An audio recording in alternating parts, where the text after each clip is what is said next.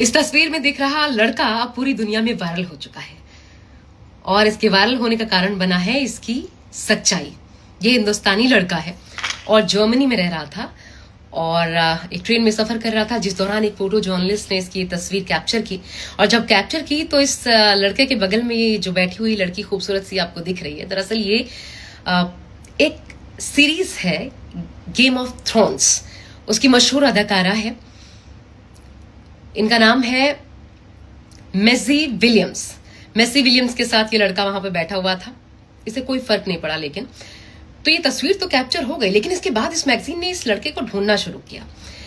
और जब ये लड़का मिला तो जर्नलिस्ट ने पूछा इससे कि आपको पता है कि आप जिस लड़की के बगल में बैठे हुए थे वो एक मशहूर अदाकारा है जिसके लाखों दीवाने हैं और एक सेल्फी लेने के लिए जो तरसते हैं इनके साथ, लेकिन आप उनके बगल में बैठे हुए थे इतनी देर तक और आपको कोई फर्क नहीं पड़ा, आपने कुछ रिएक्ट नहीं किया, क्यों?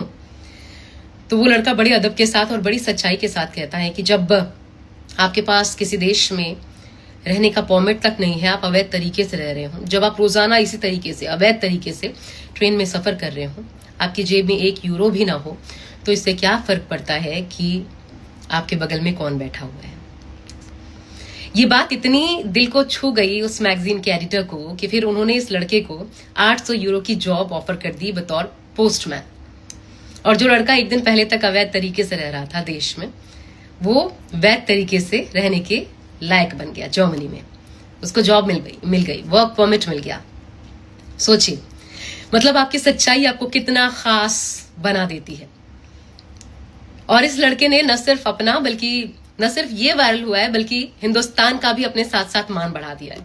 ये हिंदुस्तान में बिहार का रहने वाला लड़का है और इसकी स्थिति देखकर, इसका चेहरा हाव भाव देखकर आप अंदाजा लगा सकते हैं किस स्थिति में रह रहा होगा, इस पर क्या बीत रही होगी। लेकिन इसकी सच्चाई ने इसे कहां से कहां पहुंचा दिया, पूरी दुनिया में वायरल कर दिया।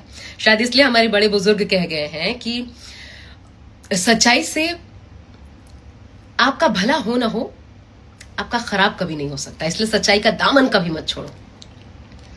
ये खबर ये अपने बच्चों को जरूर बताइएगा। बहुत छोटी सी स्टोरी में बहुत बड़ी सीख है और इसे ही शायद कहते हैं डेस्टिनी, नियति। किसको किस जरिए क्या हासिल होना है, ये सब कुछ पहले से तय होता है।